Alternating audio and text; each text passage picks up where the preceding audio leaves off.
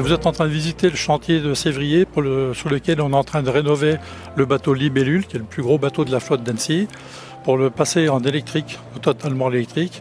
On en profite pour le rénover et surtout pour l'isoler de façon à pouvoir l'en disposer toute l'année avec un chauffage qui chauffe le bateau et par l'extérieur et climatise l'intérieur par l'extérieur. Et le groupe GCK, à travers sa filiale GCK Mobility, intervient dans le rétrofit de ce bateau mythique.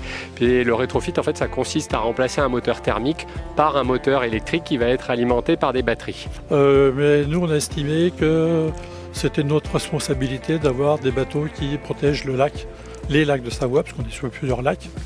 Juste comme indication, pour les deux compagnies, le tonnage de CO2 rejeté va passer de 2500 tonnes à 50 tonnes. L'avantage d'un bateau, c'est que c'est un peu plus grand que d'autres véhicules sur lesquels nous travaillons. Quand vous devez installer une pile à combustible dans un véhicule utilitaire ou et des batteries et un moteur électrique dans un autocar, un autobus ou un camion, la place est beaucoup plus restreinte. Donc c'est souvent, je dirais, le problème majeur auquel on fait face. Et donc ici, on n'a pas eu, nous, de problème majeur dans l'intégration aussi bien des batteries que des moteurs.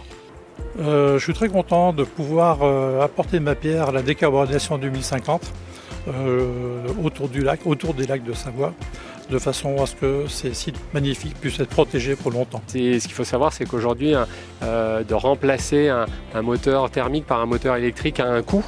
Et donc, la compagnie des bateaux du lac a décidé de faire cet investissement, ce qui est à nouveau courageux. Et on ne peut que remercier d'une part, mais surtout féliciter Philippe Gosset d'avoir eu cette vision bien avant beaucoup d'autres.